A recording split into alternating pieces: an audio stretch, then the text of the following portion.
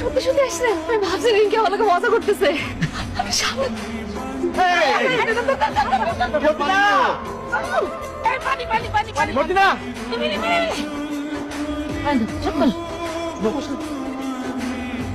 ঠিক মতো করো না নাকি মাথা ঘুরে পড়ে যাও। আম্মা তোমার আব্বা আইছে, সালাম দাও। আসসালামু আলাইকুম। মা এদিকে তাকাও। আব্বা কইবা না? ইমতে আমরা কত কথা কইছি না মা?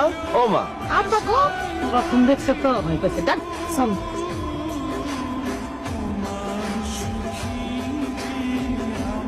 আম্মু চলো, তুমি আজকে আমাকে বাড়িতে ঘুমাইবা। চলো, তোমার আব্বু অনেকদিন পর বিদেশ থেকে আইছে না, তোমার আম্মুর লগে দরকারি কথা কইব। থাক না, যাইতে যেতে চাইতেছে না, এনেই থাকুক, সমস্যা নেই। মা কইছে কলিরে নিয়ে যাইতে। তাছাড়া দুলাভাই 7 বছর পর বিদেশ থেকে আইছে, ও না হয় বুঝে না বাচ্চা মান, আমরা কি বুঝি না?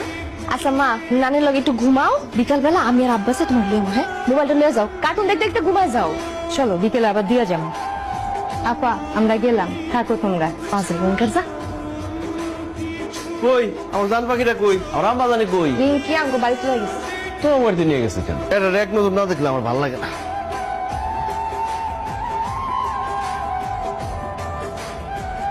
কেন গেছে বুঝেন না? তা বুঝি না, তুমি বুঝাই কও। যাতে আপনি আর আমি একান্তে কিছু সময় কাটাতে পারি।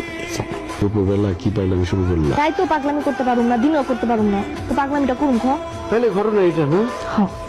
কি এক কঠিন দর্শন কোন 7 বছর একবারও ছুটি দেয় না। শেফালির জামাই 2 বছরের মাথা দেশে এলো কেন? ছুটির দিনগুলো জমায় দেশে আসতেও পারি, কিন্তু এত আবেগে আমার ভালো লাগে না। ছুটির দিনটা টাইম করি, তোমার বলি গিয়ে তো খাটাখাটি করি।